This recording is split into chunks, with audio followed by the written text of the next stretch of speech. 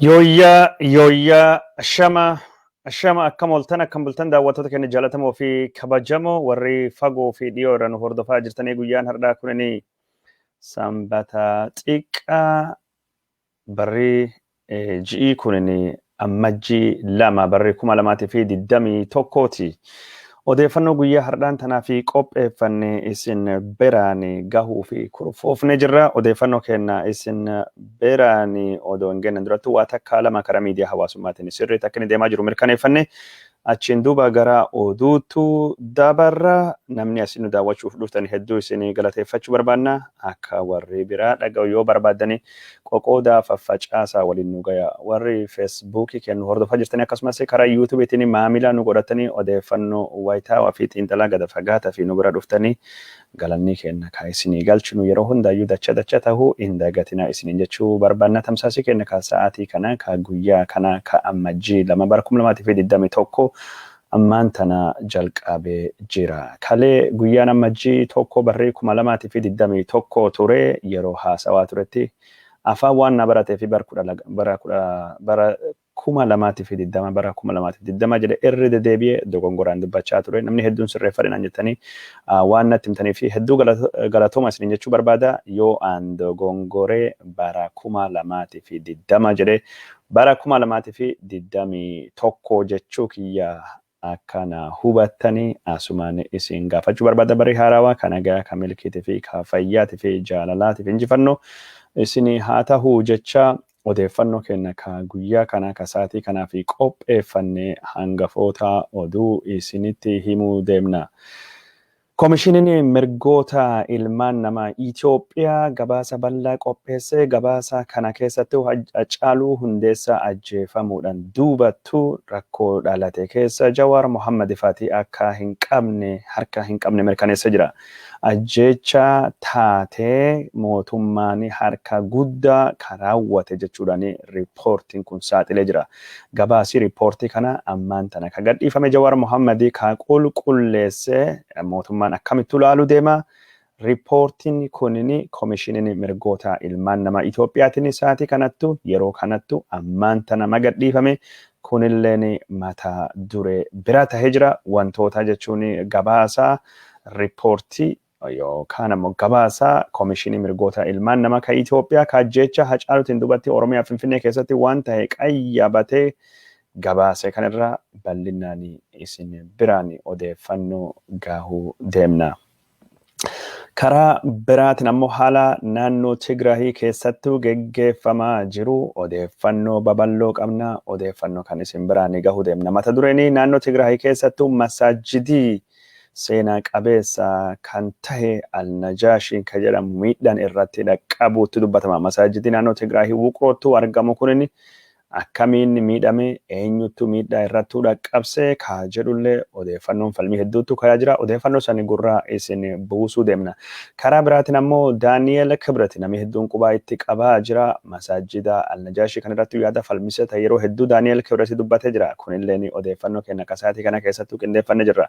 Warri sheekota kabiltsiginna jala fiigaa jiran yookaan ammoo warri ulamaa'ota warri majliisatii fi hooggantoonni muslimaa dhimma masaajida Al-Najaashii waa takka hagamma hin dubbanne karaa miidiyaa hawaasummaatiin qeeqii deemaa jira. Qeeqaa kanallee warra waa dubbatee fi waa hin dubbatinillee waan isin biraan geennutu jira.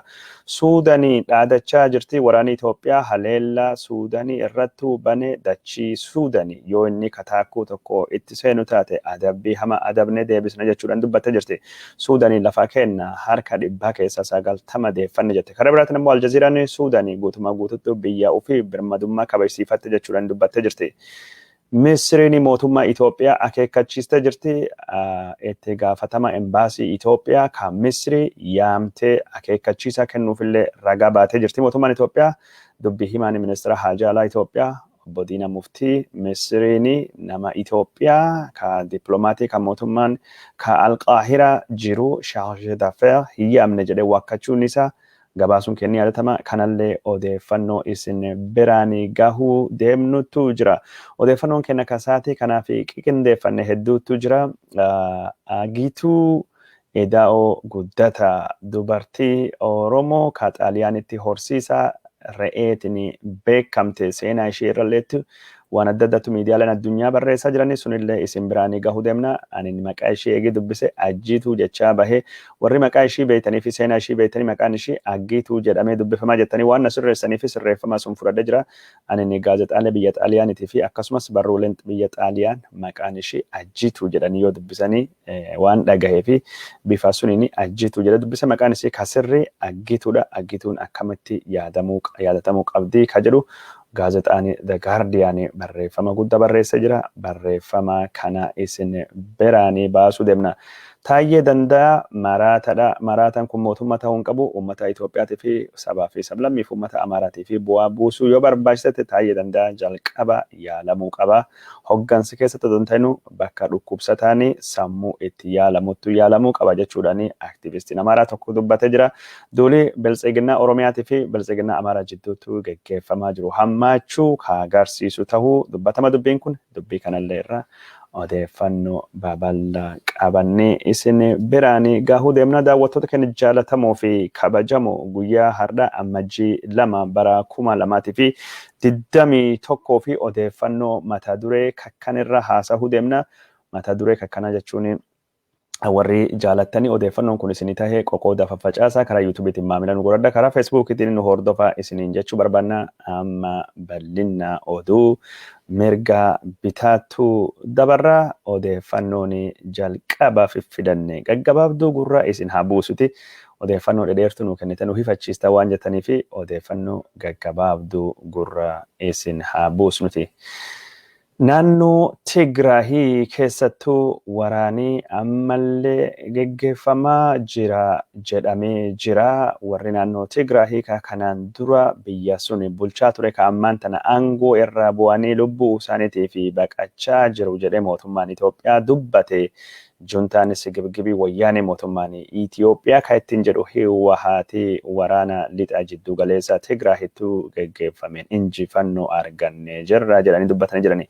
Injifannoo arganne kanaan waraana Itoophiyaa ka gara qarqara daangaa Suudaanii deemaa jiru ittisnee birgadii waraanaa tokko guutumaa guututtu gara qarqara magaalaa Haawuzeenitti hojii alaa goonee jirra jedhanii dubbatanii jirani. Kana ka dubbate Tigraahii Media House hoggana waraana naannoo Tigraahii keessa nama tokko ka tahe wajjin gaafiif deebii godheeni gaafiif deebii telefoonaan godheen akka tahe dubbatamee jira.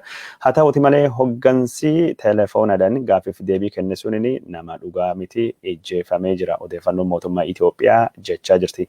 Mootummaan Itoophiyaa naannoo Tigraahii keessatti warra ajjeechaa uummata fayyaalijii kaadimshaasha magaalaa Maayikaadiraa keessatti godhanii garii isaanii boojine hoggansa juntaa ka Tigraahii warra harka kennachuu didatan immoo barbadeessinee jirra jechuudhaan dubbatanii jiranii.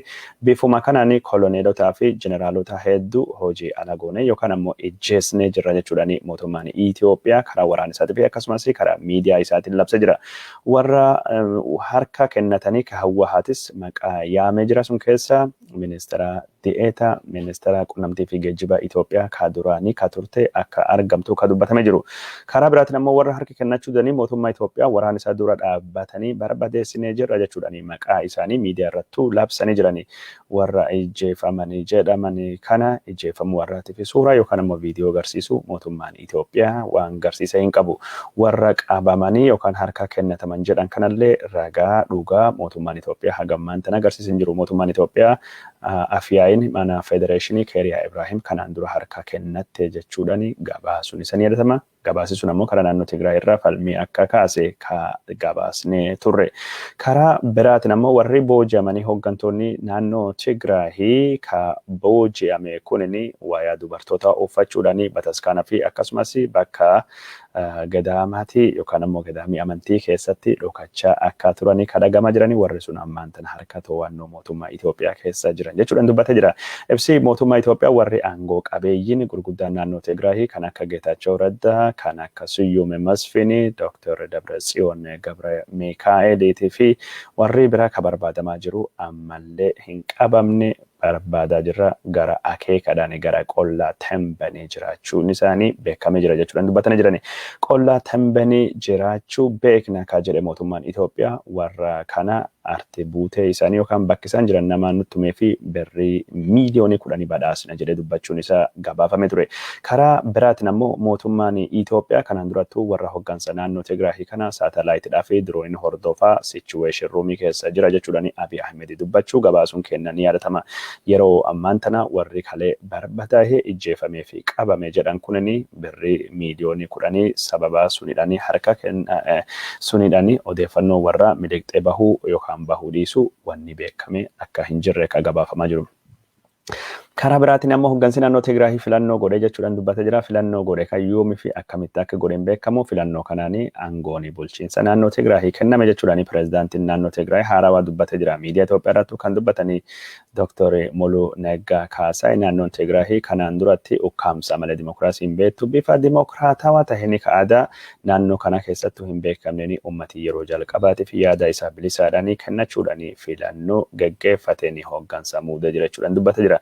Bifuma kanaanii hoggansa naannoo Tigraahii keessatti warri falmitoota aangoo akka argatanii kan dubbatanii warra aangoo argate keessaa paartiin Dimokiraatawaa Tigraahii Areenaa Tigraahiitii fi akkasumas paartiin Izeemas akka argamu kan dubbatamee jiru.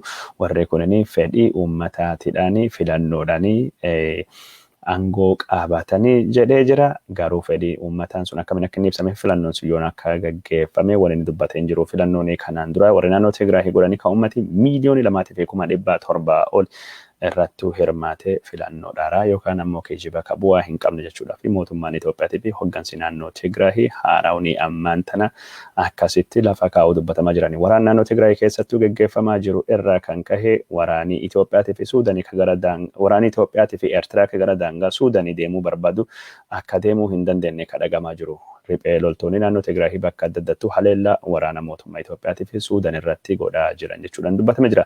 Torbaan kan keessatti waraanii Eertiraa Itoophiyaa keessa bahuu fi carraaquu jalqabame jedhamee yoo jiraatullee karaan isaan ittiin baanii bakka hedduu keessatti riphee loltoonni naannoo Tigraahii haleellaa gosgosaa godhaa akka jiranii kadhagamaa jiru.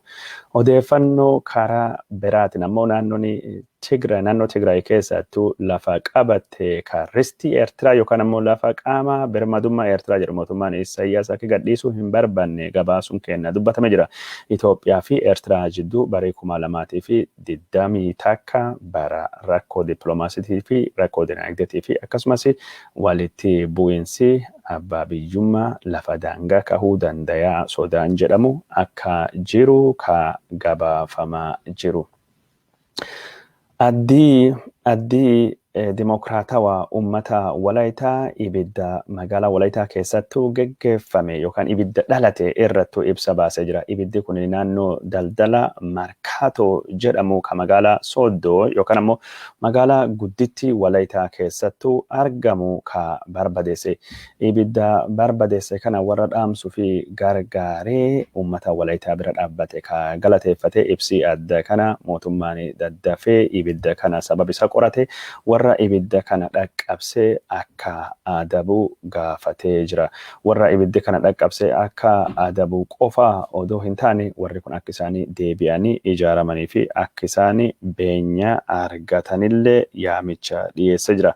Yeroo ammaan tana ibiddi akkasii kunniin Itoophiyaa bakka adda addaa keessatti kaa'uun isaa kan baratame akka ta'e kan dubbatamu magaalonni Itoophiyaa hedduun konkolaataa ibidda dhaamsu yookaan ammoo ibiddi to'ata akka hin qabne kan dubbatamaa jiru. Haa ta'uuti malee ibiddi magaalaa Walaayitaa Sooddoo keessattuu gaggeeffame kun itti yaadamee karoorfamee aangaa'ota bilchiginaa kan uummata Walaayitaa dadhabsuu barbaadaniin gaggeeffame jechuudhaan barreessan dubbii himaan dhaabbata sochii uummataa yookaan ammoo saba Walaayitaa obbo Andaalem Taaddasee Bolteenaa karaa feesbuukiitii isaatiin dubbatee jira. Hoogganaa ibidda kana duuba jiru jedhee maqaa isaa obbo Gaagaa jechuudhaan barreessuu kanaan dura gabaasuun kenna ni yaadatama. Naannoo Somaaliitii fi naannoo Affaarii jidduutti walitti bu'iinsi jiru ammallee hammachaa akka jiru kadhagamaa jiru. Walitti bu'iinsa torbaanii darbe keessa gaggeeffame qaamii lachuun iyyuu karaa nagayaatiin furra yaada jedhan ibsanillee karaa miidiyaa hawaasummaa irraatiin aktivistoonni Affaarii fi Somaalee karaa bulchiinsaatiin ammoo waajirri bilchiginaa Affaariitii fi Somaalee ibsa wal qeequu baasaa akka ture kadhagamaa jiru. Daangaa lafa naannoo lamaan kana lafirrattuu wal falman irrattuu ammaan tanallee rakkoonii akka jirtu kaadhagayamaa jiru. Daawwattoota kennaa jaalatamoo fi kabajamoo odeeffannoon kenna isin biraan gayaa jirru akkuma itti fufetu jira. Oromiyaa bakka adda addaa keessattuu hidhaa fi ajjeechaan hammaachaa akka dhufe isin biraan gayaa turre. Godinaalee Oromiyaa ka hidhaa fi ajjeechaan itti hammaate keessaa godinaalee Wallaggaa 4 ta'uun isin biraan odeeffannoo yeroo adda addaa baasaa turre. Amma immoo godina Meetakkali naannoo Benishaangul keessatti Oromoonni 3,100 oli maqaa abaa'ootiin hidhamu odeeffannoon achirra dhufti dubbachaa jira. Odeeffannoon kun akka jettutti warri hidhame keessa abbaan gadaa naannoo kana barsiisota, hayyuu, haawwanii, abbootiin amantiitii fi akkasumas abbootiin qabeenya akka keessattuu argamtu kan dubbatamaa jiru. Naannoo kan keessattuu adeemsa olaantummaa seeraa kabachiisuu jedhamu keessatti adda dureedhaanii ka haleellaa mootummaatii fi humna milishoota Amaaraatii fi akkasumas Biltsiginnaa Oromiyaatii fi saaxila bayaa jiranii warra Oromoo akka tahe ka dubbatamaa jiru. Biltsiginnaa Oromiyaatii fi Biltsiginnaa Amaaraa jidduutti wal arrabsoon miidiyaa hawaasummaa hammaachaa akka jirtu kan dhagahamaa jiru. Wal arrabsoo kanaan Taayyee Danda'a dubbii himaan waajjira Biltsiginnaa damee Oromiyaa Abin Dhaabaa jedhamu ka jaliyaatee paartii Biltsiginnaa Amaaraa tahee Qiddisuu Abin naan jedha jechuudhaan qeeqaa tokko torbaan kan irratti barreessa jira. Hoogganaa fi hundeessan dhaabaa kanaa ka duraanii Obbo Dassaaleny Caannee Daanyoo Abiy Ahmed biyya Itoophiyaa bulchuu hin dandeenye aangoo gad haa dhiisu eegii jedheen dubattu obbo Taayyee Danda'aatii fi obbo Dassaaleny jidduutti walitti bu'iinsi hammaachaa dhufe. Walitti bu'iinsa hammaachaa dhufe kanaan obbo Taayyeen kanaan durattu warra hambaa Hiwwaattiin guddate Itoophiyaa jeequmsattu geggeessuu barbaadu. Ijoolleen akkana hojii dinqisiisaa Abiy Ahmed hojjate arguu fi sammuu hin qabdu jechuudhaan qeeqee ture. Sunii fi kaadeebii deebisee obbo Dassaaleny Caannoo Taayyee ergama warra wayyaanee jechuudhaan dubbachuun isaanii dhagama. Warri hooggansa naannoo Amaaraa bifa adda addaatiin dhaabbata OPDO jedhamu kana ka Oromiyaa bulchuu kan amantan Biltsiginnaa damee Oromiyaa tahee maxxannee faashistii baattota vaayirasii Hiwwaatii warra biyya bulchuu hin dandeenye Tereenya jechuudhaan maqaa adda addaatiin ibsaa turani. Amma Taayyee Danda'aa torbaan darbee keessattuu deebii obbo Dassaaleny warra Abinii kana deebisee jira. Abinii fi shaneen waan tokko ka jedhe Taayyee Danda'aa Abin akka shanee akka dhaabbata shanee Abiy Ahmed irrattu ajjeechaa hin raawwanne kanaafuu qulqulluu yookaan ammoo wayyicha Abiy jedhana yaama. Ani qulqulluu jedha qidduusu Abiy jedhana yaama jechuudhaan akkasitti uf ibsa jechuudhaan mee qidduusii yookaan ammoo qulqullicha akkamiin taate gaafii jettu haa gaafatu. Biltsiginnaan gaafii gaafata jechuudhaan ajjeechaa naannoo Amaaraa keessatti hooggansa naannoo Amaaraa irrattu geggeeffame ka geggeesse Abiy jechuudhaan himatee jira. Abin ajjecha sun qofa osoo hin taane abaa'oo shanee wajjin ta'uudhaan ergamsa Hiwwaatii fudhatee Itoophiyaa diiguu akka inni barbaadu dubbatee ture. Maqaa Itoophiyaa faarsaa Itoophiyaa hojiidhaan ammoo Itoophiyaa diiguu barbaadanii ka jedhe obbo Taayyeen Hiwwaatii wajjin ka dhaabbate Abin dhumirratti Hiwwaatii akka inni mo'amu waan beekeef daddafee odooniin Hiwwaatii hin lixinu irraa kuruphate yookaan ammoo irraa xullubee of dandamate jechuudhaan ibsee yoo qulqulluu kanaan jedha jettaanan qulqullin jechuun badii hawwaa ajjeechaa geggeessa qulqulluu hin ta'an jechuudhaan Taayyee Danda'aa akkasittuu warra kana qeeqee jira. Qeeqa Taayyee Danda'aa dhiyeessan dubattuu aktivistoonni Abinii wajjiidhaan walitti hidhatanii kan naannoo Amaaraa ibsa baasanii yookaan barreeffama adda addaa barreessaa jiranii. Taayyee Danda'aa nama jechuun mana hidhaa keessattuu bifa adda addaatiin miidhame haleellan yookaan ammoo qaaxxanii yaa'a sammuutii fi qaama irrattuu gahee waan ta'eef namni kun yeroo ammaan tana bakki isaa malu mana yaalaa keessatti dhukkuba sammuu qabuu fi dhukkuba adda addaa kaa'is irratti mul'atu ka'amal isa jijjiire kanaaf yaalamuu qaba malee uummata Itoophiyaatii fi Amaaraa bulchuu hin qabu jechuudhaan dubbatama jira. Hooggansa gosa kanattuu balaa buusuu qaba. Balaa buusaa jira. Namni kun akka inni irra caala jechuun uummata Itoophiyaa tajaajiluu danda'u jalqaba yaalii fayyaa sammuu argatee qoricha eegi fudhatee qulqullaa'een dubattuu aangootti deebisuu qabani. Oromiyaa keessatti warri ammaan tana hokkaraa uumaa jiru nama akka Abiy nama akka Taayyee Danda'a ka mana hidhaa irra bahee aangoo argate ka tasgabbii sammuutii fi yaadatii fi miiraa hin qabne jechuudhani aktivistoonni naannoo Amaaraa duula isaanii Taayyee Danda'a irrattu bananii jirani. Daawwattoota keenya jaallatamoo fi kabajamoo odeeffannoon keenya ka isin biraan gayaa jirru akkuma itti fufettu jira.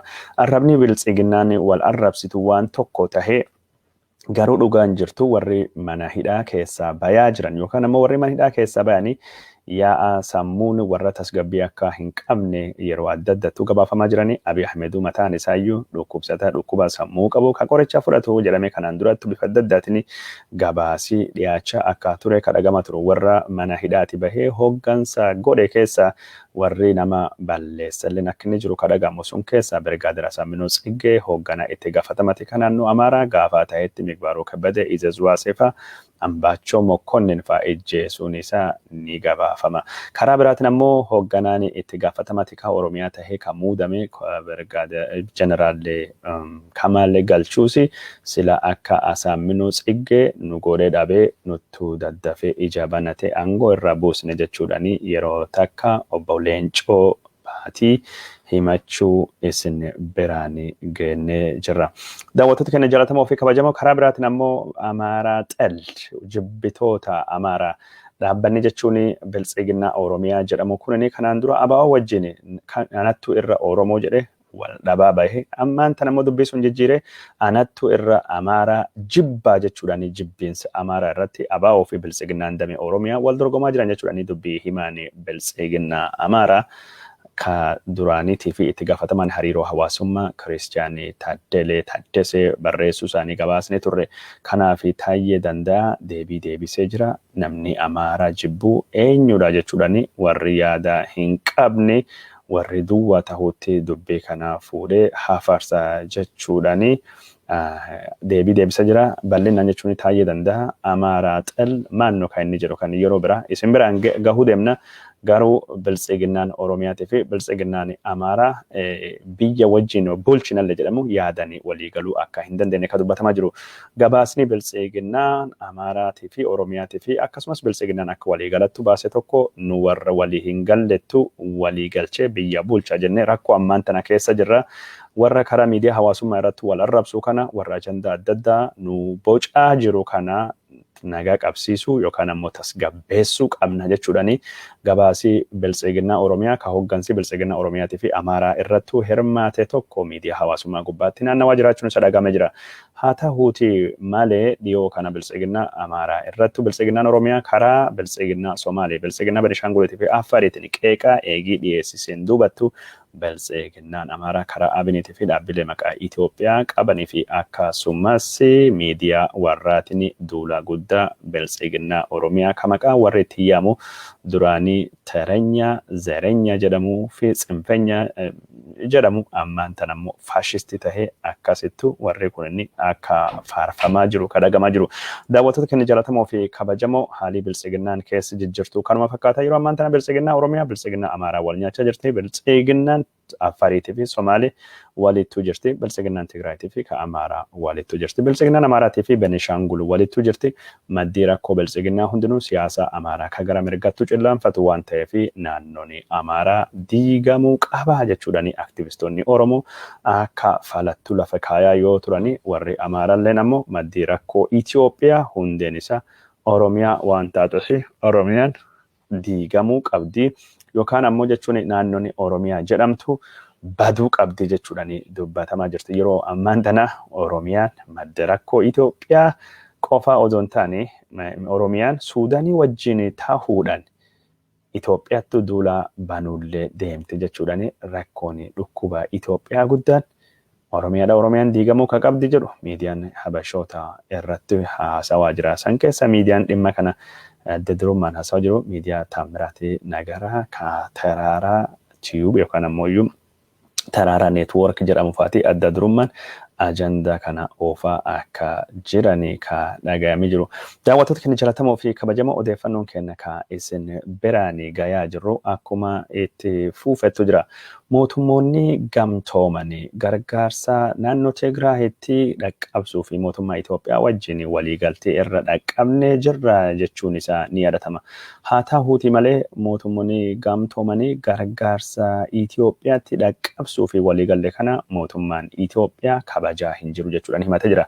Dhaabbata mootummoota gamtoomanitti dhaabbanni mirgoota daa'immanii yookaan dhaabbanni mirgoota daa'immanii kunuunsu UNICEF ijoollee miiliyoonii 2.3 kan naannoo Tigraay gargaarsa dhiyeessuu hin dandeenye jechuun isaan dubbatama. Mootummaan Itoophiyaa waliigaltee mootummaa gamtoomanii wajjin gargaarsi akka irraa hin dhaabbanne godhuuf jecha naannoo Tigraay bakka hundattuu gargaarsi waliin gayaa yookaan ammoo akka wal dhaqqabu godhaa jedhee mallatteessa ture. Haa ta'uuti malee lafarrattuu waraanattu deemaa jira jechuudhaan mootummoonni gamtoomanii akka gargaarsa Itoophiyaa bakka adda addaa kan naannoo Tigraay keessattuu hin dhaqqabsine uggura akka jiru kan dhagahamee jiru.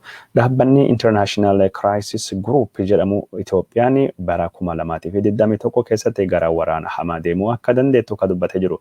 Biyyoota naannoo Afrikaa ka gara wal waraansaa walii badaattu deemuu dandeettu keessaa tokkini biyya Itoophiyaa ka jedhe Crisis International Group rakkoon Itoophiyaa irra dabartee gara Suudaaniitii fi gara Eertiraallee deemuu akka dandeettu kan dubbatee jiru. Waraansi naannoo Tigraay keessatti gaggeeffamaa jiruu fi Oromiyaa keessatti hokkara bakka adda addaatti dhalachaa jiruu fi ammaan tan ammoo rakkoo daangaa Itoophiyaa fi Suudaan jidduutti dhalate yoo rakkooleen kunniin karaa nagaatiin hin furamne Itoophiyaan naannoo hamtuu balaan guddaan uummata miiliyoonota gaaga'uu danda'u keessatti dhalachuu deemuu jechuudhaan International Crisis Group dhaabbanni waldhaba biyyoota keessa jiran yookaan biyyoota jidduu jiranii qoratu dubbatee jira. Akka Crisis International Group jedhutti mootummaan Itoophiyaa yeroo ammaa kana rakkoolee jirtu karaa nagaatiin furachuu barbaada hin jiru. Karaa humnaatiin deema. Humni ammoo dallansuu uumti, humni badii uumti. Badiin ammoo deemtee rakkoolee gurguddoo akka bilisummaatii fi waldhaba jajjabaa akka inni uumu ka dubbatee jiru. Dhaabbata Crisis Group kana miseensa boordii keessa muummichi ministeera Itoophiyaa duraanii Hayilamaariyaam Dassaaleeny akka jiru kadhagame. Hayilamaariyaam Dassaaleeny naannoo Tigraay keessattuu araarii hin barbaachisu Abiy Ahmed Hiwwaati balleessuu qaba. Anu bara muummicha ministeera turettu meeshaa warra ture jechuudhaan kanaan dura gabaasuun isin yadatama. International Crisis Group dhimma Itoophiyaa irratti gabaasa babarreessaa jiruun mootummaan Itoophiyaa waan gammachuu hin qabnee fi barreessaa dhaabbata kanaa kan ta'e gaazexeessaa biyya Ingilizaa William Davidson biyya Itoophiyaa irra ari'uun dhiyoo kana gabaasne ture. Karaa biraatiin ammoo dhaabbileen miidiyaa addunyaa Itoophiyaa keessa gabaasuu rakkisa akka ta'e kan dubbatame jiru. Gaazexeessonni Reuters kumara gammachuutii fi xiqisaa nagarii lachuu irrattuu haleellan dhaqqabuutu dubbatama. Xiqisaa nagarii muddee 16 poolisoota 2 fi waraana Itoophiyaatiin tumamu Reuters gabaasee ture. Gaazexeessa warra gammachuu kumara gammachuu footoo kaasanii Reuters ammoo maatii isaa irraa butame yakka tokko malee 7 fi mana hidhaa akka turu kan dhagame jiru. Karaa biraatiin ammoo gaazexeessituun riippoorterii Reuters ka Itoophiyaa Juuliyaa Paravachini biyya Itoophiyaa keessa akka baatu yookaan ammoo akka ari'amtu mootummaan Itoophiyaa kanaan durattuu akeekkachiisa ishee kennee gara waajjira damee Naayiroobiitti Reuters godaansisu kanaan dura dubbatee jira.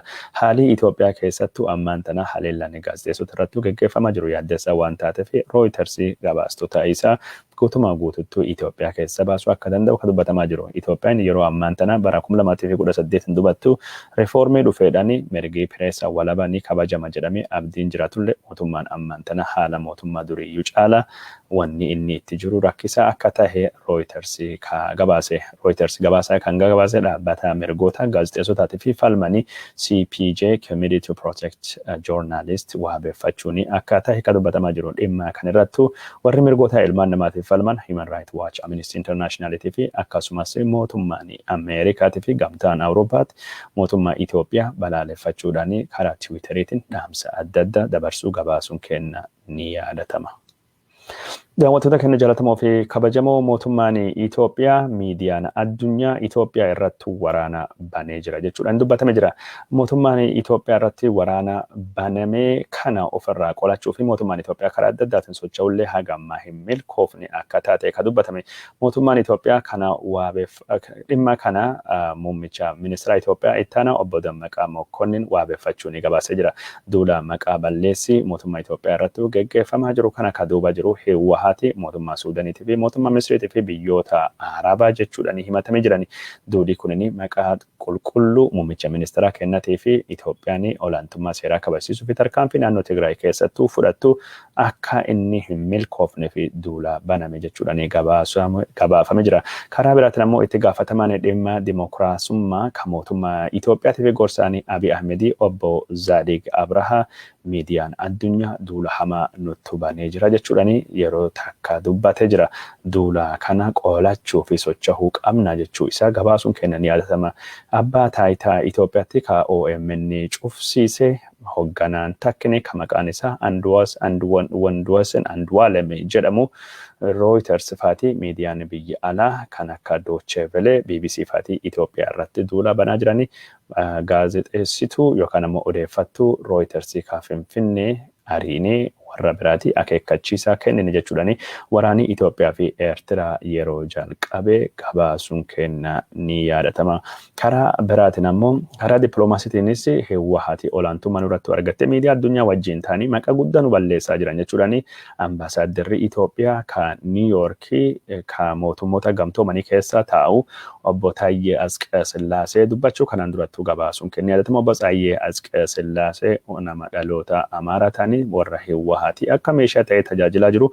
Ammaan tan ammoo dabareen ka Amaaraa jechuudhaan bakka dippiloomaasii qabatan keessatti maqaa balleessii gurguddaa Oromoo irratti geessisaa jiranii akka tahe ka dubbatamaa jiru. Karaa biraatiin mootummaan Itoophiyaa warri miidiyaa addunyaa yookaan ammoo pireesii fi warri dippiloomaasii duula gurguddaa nurratti banaa jedhee dubbachaa jiranillee miidiyaan addunyaa kun ammoo Abiy Ahmedii faarsan jedhee yeroo inni itti fayyadamutti jira. Fakkeenyaaf dhiyoo kana karaa Tiwiiteriitiin dhaamsa ambaasaadder Herman Koheni ka Ihaadigii fi Dargii bara 1991 Londonitti walitti fide ka Itoophiyaa hin deeggarre Herman Kohn tarkaanfii hiwaati irratti fudhatame deeggaree Abiyyi dhaadheesse jechuudhaan dabarsuun ni yaadatama.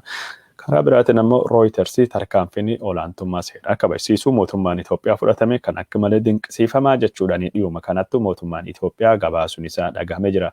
Mootummaan Itoophiyaa miidiyaaleen addunyaa Abiy Ahmedii faarsaa Noobeelii inni argatee fi gootummaa inni waraana irratti mul'ise jajaa jiran jechuudhaan odeeffannoo kijibaa kan miidiyaaleen addunyaa bifa biraatiin barreessitu waan Abiy Ahmedii dhaadheessuu fi waraana Itoophiyaa dhaadheessuu fi biyyi Itoophiyaa faarsuu yeroo hedduutu akka wabiitu argatanii fayyadamanii gabaasaa turani. Haa ta'uuti malee yeroo miidiyaaleen kun dhimma dhugaa ka Itoophiyaa jira yoo odeessan taanan lakkisa warri kun warra Itoophiyaa irratti diinummaa qabuu fi Itoophiyaa balleessuu fi barbadeessuu fi barbaada jechuudhaan akkasittuu dhiyeessuun isaanii ka baratame ta'uutti dubbatama. Daawwattoota keenya jaallatamoo fi kabajamoo odeeffannoo guddaa qabna waa'ee Oromiyaallee fi Oromollee gara dhumattu isin biraan gahuu deemna.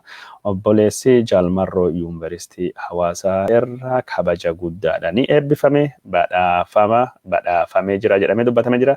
Madaaliyaa warqee kabarataan qabxii guddaan eebbifame argatu obboleessi Jaalmarroo xiqqaan argate odeeffannoo jettutu jira. Obboleessi Jaalmarroo xiqqaan kun kabadaasa kan argate eenyu ka jedhullee odeeffannoo isin biraan gaayuu deemna.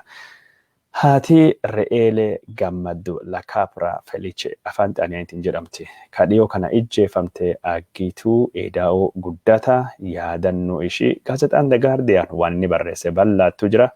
Akkamittuu yaadatamuu qabdi gumaachi ishiin xaaliyaaniitii fi akkasumas baqattoota addunyaatiif gumaachite maali ka jedhu odeeffannoo isin biraan gahuu deemnutu jira. Wantooti mataa duree ta'anii ka isin biraan gahuu deemnu hedduutu jira. Garuu amma immoo suniin duratu waraana Itoophiyaa fi daangaa Suudaan. Waraana Itoophiyaa fi Suudaaniitii fi akkasumas walitti bu'iinsa dippiloomaasii ka Itoophiyaa fi Misri jidduu jiruu fi gabaasa koomishiniin mirgoota ilmaan namaa Itoophiyaa baasee ka Jawaar Muhammad faa qulqulleessu irratti waa takka lama isiniin jenne achiin dubattuu gara gabaasa kennaa ka guyyaa har'aa kanatti deebina. Daawwattoonni keenya jaallatamoo fi kabajamoo waan isin wajjin turtanii fi yeroo hundaayyuu akka malee isin galateeffannaa sagantaa keenya qoqoodaa faffacaasaa waan waliin nu geettaniif ammoo galanni keenya dachaa horaa bula isiniin jechuu barbaanna nu maamila godhadhaa sagantaa kana qoqoodaa faffacaasaa waliin nu ga'a isiniin jechuuni fedha. Amma eegii hagasii jedheen duubatti Itoophiyaa fi Suudaan walitti bu'iinsi hammachaa akka jiru kan dhagahamaa jiru. Itoophiyaa fi Suudaan bara 2021 bakka walitti bu'iinsi daangaa yookaan ammoo waraanni dhiiga uummata hedduu lolaasuu dhangalaasuu danda'u itti tahuu danda'u jechuudhaan dubbatamaa jira. Yoo warri kun lamaan qaroomaa fi tarsimoo mala nagayaatiin rakkoo kan hin furre taanaan waraanni Itoophiyaa fi Suudaan jidduutti deemu biyyoota Arabaa kan akka Misriitii fi miseensa liigii Arabaa kan akka Eertiraallee hirmaachisuu akka danda'amu ka dubbatamee jiru. Waraanni kun Itoophiyaa fi Suudaan karaa akkamiitiin jechuun irra aanuu fi nagaa buusuu fi socho'aa jiranii ka jedhu irra haa dubbannuti. Akka odeeffannoon mootummaa Suudaan bira dhufaa jirtu jettutti mootummaan Suudaan lafa falmisiisoo daangaa Itoophiyaa fi Suudaan irra jiranii persentii 100 keessa harka 100 keessa harka 90 harkattu deeffannee yoomiyyuu caala birmadummaan fi walabummaan mootummaa Suudaan harka gaarii keessa jirti jechuudhaan dubbatamee jira. Kalee kabajaa waggaa 66ffaa bilisummaa Suudaan irratti hoogganaan waraana Suudaan Abdul Fattah al-Burhaan haasawa akka malee onnachiisa fi mirqaansiisa taheedhaan raayyaan ittisa biyya Suudaan lafa Suudaan birmadummaa isii kabajsiisuu fi tarkaanfii fudhate dinqisiifachuun isaa dhagayamee jira. Har'a jechuun ibsa miidiyaan Suudaan kennaa jiraniin lafi Itoophiyaa fi Suudaan irratti wal dhabaa jirtu mootummaan Suudaan to'achuun isaa dubbatamee jira. Akka gabaasa miidiyaalee Suudaan kanaan Suudaan lafa qabatte kan irratti jechuun qabiyyee ishii cimsaa lafa gadaafee qabachuu fi yoo mootummaan Itoophiyaa haleellaa gosa kamii ka geggeessu yookaan ammoo lafa Suudaan ammaan tan bilisa baaste kana takku tokko deebisee qabadha jedhu mootummaan Suudaan humna laalessaa taheedhaan mootummaa Itoophiyaa akka adabuu dandayu ka dubbatamaa jiru. Odeeffannoon achirraa dhufaa jirtu kunin Suudaanii fi Itoophiyaan yeroo ammaan tana bakka daangaa kanattu wala himachuu qofaayyuu odoo hin taane wal dura dhaabbachaan hammachaa akka jirtu ka dhagamaa jiru. Waraanni Suudaanii kunin dabalataan lafa biraa fudhachuufillee akka socho'aa jiru ka dubbatamaa jiru. Warri aktivistoota naannoo Amaaraa ammoo lafa Amaaraa Armaacoo fi akkasumas Abdiraa'uu fi qarqara san jiranii waraanni Suudaanii fudhatee akka inni jiru ka dubbatamaa jiru. Haa ta'uuti malee mootummaan Suudaanii haga ammaan tana lafa Itoophiyaa birmadummaa qabdu jedhamu sun taakkuu tokko ittiin taakkine lafa kennayyuu irra guutumaan guututtuu hin deeffanne malee Itoophiyaa wajjin waraanii keessa seenne jirru. Itoophiyaa wajjin lolli jirru ka lafa Itoophiyaa irratti geggeeffamaa jiru takkalleen hin jiru jechuudhaan dubbatame jira. Karaa biraatiin ammoo mootummaan Itoophiyaa mootummaan Suudaanii weerara kana ka hin dhaabne taanaan tarkaanfii fudhachuu akka danda'u dubbatame jira. Kana ka dubbatame dubbii himaan ministeera haajaa alaa Itoophiyaa ambaasaadder Diinaa Muftiiti. Ambaasaadder Diinaa Muftii yeroo ammaan tana Itoophiyaan mootummaa Suudaaniitii fi akeekkachiisa ergitee jirti jechuudhaan dubbatee jira. Haa ta'uuti malee mootummaan Itoophiyaa Tigraahii keessa waraana isaa baasee gara Suudaanii geessee taanaan naannoo Tigraahii keessattuu ka sochii riphee lolaa jalqabe humni Hiwwahaati deebi'ee akka cimuu danda'u ka dubbatamaa jiru. Karaa biraatiin ammoo waraana Itoophiyaatii fi Eertiraa ka gara daangaa Suudaanii deemaa ture karaa irratti butamuu fi danqamuun isa dhagamee jira. Kunin ka ta'uu danda'e waraana konkolaataa hedduudhaan gara daangaa deemaa jiran sani mootummaan naannoo Tigraahii duraanii yookaan ammoo riphee loltoonni Hiwwahatii ka ammaan kana tarkaanfii irratti fudhatameen akka tahe ka dhagamaa jiru. Daawwattoota keenya jaallatamoo fi kabajamoo odeeffannoo mootummaa Suudaanii kana isin biraan geenna ammallee odeeffannoo birattuu jira. Nu bira garuu hin dhaqina isiniin jechuu barbaanna. Suniin durattuu ammoo Suudaanii fi Itoophiyaan wal dhaba kana miidiyaan Suudaanii akkamittuu gabaasaa jira ka jedhu odoo naasofne odeeffannoo hagamma jirtu kalafirra odoo naasofne durattu waa takka lama jechuun miidiyaan Suudaanii waan isaan gabaasaa jiranii ka gabaasnuti. Torbaanii darbee keessa baqattoonni naannoo Tigraahii dabalataanii baqattoonni naannoo Tigraay dabalatanii 7,000 gara Suudaanitti baqachuun isaanii gabaafamee jira. Sababni baqattoonni 7,000 dabalatanii gara Suudaanitti dhufanii fi wal waraansi haarawaa ka wiixata kibxata darbe irraa kaasee naannoo Tigraay keessattuu Hiwaasii fi mootummaa Itoophiyaatii fi Eertiraa jidduutti hammachaa dhufeenii akka tahe kaadhagamaa jiru. Baqattoonni ammaan tana dhufaa jiranii karaa kutaa bulchiinsaa Kasalaatii fi karaa bulchiinsaa Kasalaa bira ka jirtu kaampii baqattoota Hamdaayitii akka tahee fi akkasumas karaa jechuun Algadariif yookaan ammoo kutaa bulchiinsaa Algadariifitiin akka taate kaadhagamaa jiru. Karaa biraatiin ammoo yeroo ammaan tanatti mootummaan Itoophiyaa nagaa buusee jedhaa jirullee baqattoonni Suudaan dhufan kunniin odeeffannoon isaan odeessaa jiranii akka malee waraanii hammachaa akka jiru ka dubbatamaa jiru. Yeroo ammaan tanatti baqattoonni Suudaanii seenanii kan mootummoonni gamtoomanii galmeessanii 61,000 guutuun isaanii dhagahamaa jira. Kun ammoo jechuun waraana torbaan darbe naannoo Tigraay keessattuu bifa haarawaan hammaatee itti fufee fi akka ta'e kan dubbatamee jiru.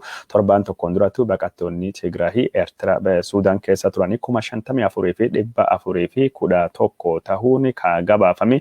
Baqattoonni kunniin hedduun isaanii keessa magaalaa Kasalaa qarqara kan jirtu kaampii baqattoota Hamdaayitii Ludgii fi Abdiraa'oo fi akka ta'anii kan dubbataa jiran. Ludgii fi Abdiraa'oo fi kutaa bulchiinsaa Algadariif yookaan ammoo Gadariif keessattuu akka argamanii Almaahii fi akkasumas Bulunaayil Steet yookaan ammoo kutaa bulchiinsa Bulunaayil keessatti kaampinii baqattoota xixiqqoon ijaaramu maddeen oduu Suudaanii gabaasanii jirani. Waraana naannoo Tigraay keessattuu kibxata darbe irra ka'ee hammachaa jiruuni baqattoonni gara Suudaaniitti dhufuu danda'anii ammallee dabalaa akka inni dhufu eegamaa jiru. Baqattoonni gara Suudaanii dhufaa jiran kun rakkoolee dinagdee Suudaanii akka hammeessuu danda'anii kan dubbatamaa jiru. Suudaan yeroo ammaan tana wal waraansa waliitii fi dhukkuba koronaa vaayirasiitii fi lola hidhaan lagni Abbayyaa akka malee guutuu irra kan ka'e rakkoo dinagdee hamaa keessa akka jirtu kadhagame jiru. Baqattoonni 61,000 ol ammoo Suudaan dhufuun rakkoo dinagdee kana akka hammeessuu danda'e kan dubbatamaa jiru.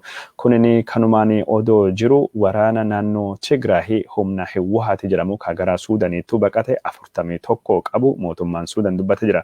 Warri qawwee waraanaa guutuu wajjin daangaa Suudaanii qaxxaamuranii akka baqattoota fakkaatanii Suudaan dhufan kunniin yeroo ammaan tana to'annoo jala oolanii baqattoota Hamdaayitii yookaan qarqara magaalaa Kasalaa jirtu irraa fuudhamanii gara jechuun waajjira guddaa waraana Suudaanii naannoo kana geggeeffamu mootummaan Suudaanii gabaasee jira.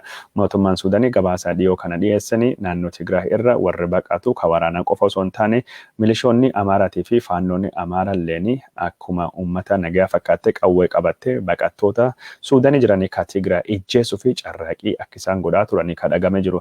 Bifuma kanaanii hoogganaa ajaja kumaa Itoophiyaa tokkootii fi milishoota Amaaraa 4 jalqaba 4 jedhamee dhumarrattu 6 mootummaan Suudaanii tarkaanfii jala oolchuun isaa gabaafamee jira. Yeroo ammaan tana warri kunniin bakka isaan itti hidhaman akka hin beekamne kadhagamaa jiru.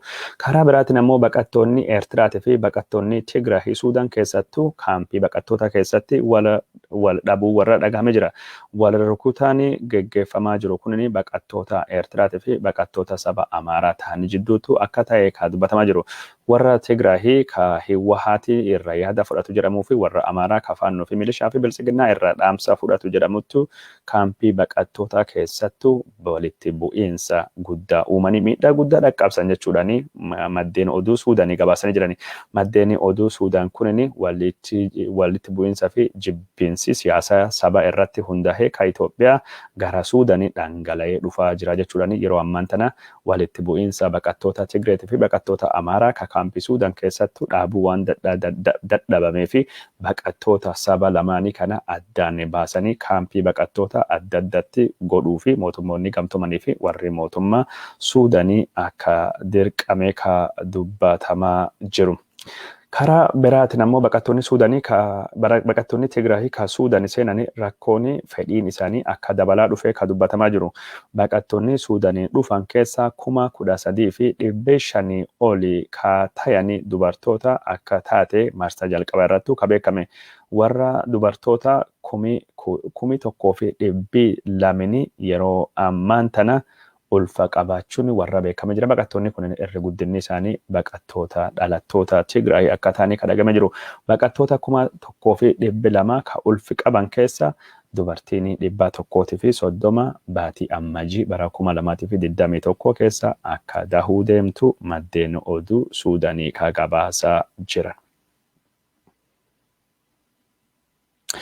Daawwattoota keenya jaallatamoo fi kabajamoo mootummaan Suudaan walitti bu'iinsa naannoo Tigraayitii fi mootummaa Abiy Ahmed jidduutti geggeeffamu baqattoonni biraa hedduu dhufuu danda'an jechuudhaan dhaabbilee gargaarsa mootummoota namoomanii akka gargaarsi qopheessee of eeggannoodhaan naannoo kanatti socho'uu gaafatanii jirani. Odeeffannoo kana jechuun gara dhuma yeroo qabaanne bal'inaan waan qabnuu fi isin biraan gahuu deemna. Ammaan tan ammoo Itoophiyaa fi Misriin waldhabii warra hammaachaa jira. Torbaanii darbee keessatti mootummaan Misri magaalaa guddittii Misri Alqaahiraa kan jiru. Dippiloomatii mootummaa Itoophiyaa olaanaa Shaarshee Daffeer embaasii Itoophiyaa yaamee ibsa kenneefi ibsa gaafatee akeekkachiisaa kenneefi jedhame ture. Maaliif jennaani mootummaan Itoophiyaa dubbii himaan ministeera haajaa alaa Itoophiyaa obbo Diinaa Muftii kanaan durattu ambaasaaddarri Itoophiyaa kan Naayiroobii Keenyaatii fi Alqaahiraa Misrii ture dhimma Suudaanii keessaa seenee dubbii hin barbaanne dubbate jechuudhaani mootummaan Misrii himachuun dhimmi mootummaa Misrii ittiin himate kun maal akka ta'e yeroo sunii fi Reuters fi Aljazeeraan akka hin beekne gabaasne turre. Reuters fi Aljazeeraan dippiloomatii mootummaa Itoophiyaa yaamamee jira jedhamee eegi dubbatameen dubattu dubbii himaan waajjira ministeera biyya alaa Itoophiyaa ambaasaadder Diinaa Muftii odeeffannoon kunin kijiba jechuudhaan dubbatamee jira. Amma maddeen oduu Misrii mootummaan Misrii dippiloomatiin mootummaa Itoophiyaa yaamamuu isaa mirkaneessa jira. Mootummaan Itoophiyaa wanni inni dubbatu hundinuu kijiba dharaa jennee yeroo hedduu dubbachaa turre wanni inni dubbatu hundinuu otoo hin taane hedduun isaa dharii keessa akka jiru dubbachaa turre mootummaan Misrii ibsa baasanii Itoophiyaan dubbii Suudaanii keessa seentee dubbii Misrii keessa seentee laaqachuu hin qabdu. Mootummaan Misrii birmadummaa Suudaanii yookaan birmadummaa Misrii yookaan dhimma Misrii irratti waan dhufu calleessan harka maratee ija dunuunfatee hin laalu ibsa jedhee baasee jira. Ibsa kan keessatti mootummaan Itoophiyaa dhimma isaa hin ilaalchisne ka Kaayiroo keessa seenuun hariiroo biyyoota lamaanii ka akka malee hammeessu ta'uu dubbatee jira. Dhimmi mootummaan Itoophiyaa harka keessa seenee harka keessa keewwate laaqee kunin dhimma hidhaa guddichaa laga Abbayyaa ta'ullee ibsi mootummaa Misrii kunin akeekee jira. Dubbii himaanii ministeera haajaa alaa Itoophiyaa ambaasaadder Diinaa Muftii ka kanaan durattu ambaasaadder Itoophiyaa ka Misrii ture. Misriin yeroo ammaan tana rakkoo siyaasaa gaaga'amiinsa hama keessa waan jirtuu fi biyya kan keessatti rakkoo bulchiinsaa isaan qunname kana. Biyya keessatti rakkoo bulchiinsaa isaan qunname.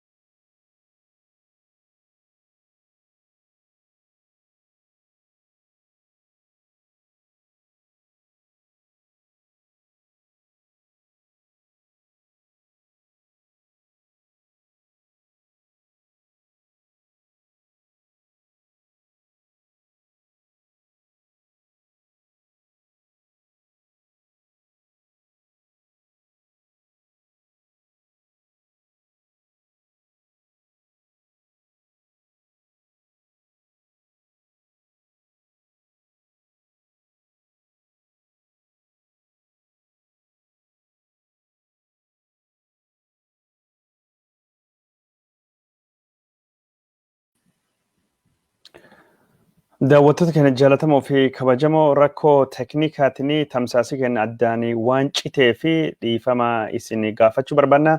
Ammaan tana gad deebinee jirra. Yoo sagantaan gaariittu isin dhagahamu taate lakkoofsi na barreessaa isin dhagayamaa jira.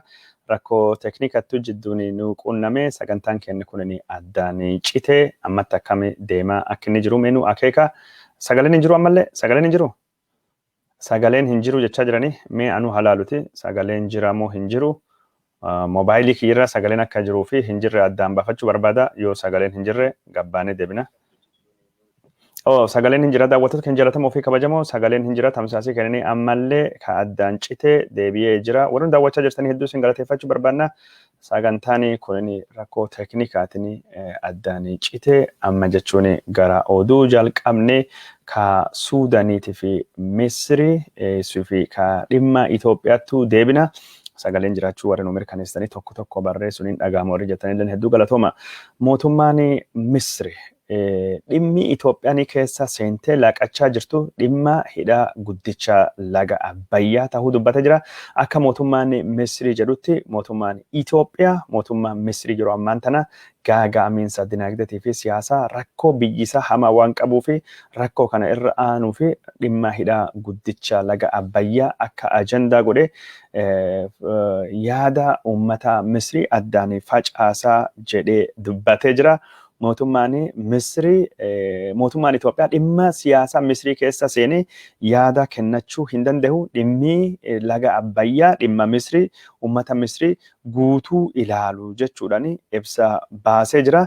Odeeffannoon mootummaan Itoophiyaa karaa ministeera haajaa alaa isaatiin baasee fudhatama hin qabu. Mirga Misrii keessa seenee waan hin taane akka inni laaquu hin hayyamnu jechuudhaan kun jechuun weerara yaada kan mootummaa Misrii irratti dhiyaate ilaalcha dogongora birmadummaa Misrii irratti aggaamame jechuudhaan mootummaan Misrii waan kana akka malee akka balaaleffatu dubbii himaanii ministeera haajaa alaa biyya Misrii ambasaaddar Ahmed Hafiizii dubbatee jira. Ahmed Hafiiz mootummaan Misrii waan kana akka salphattu hin ilaalu jechuudhaan dubbatee jira.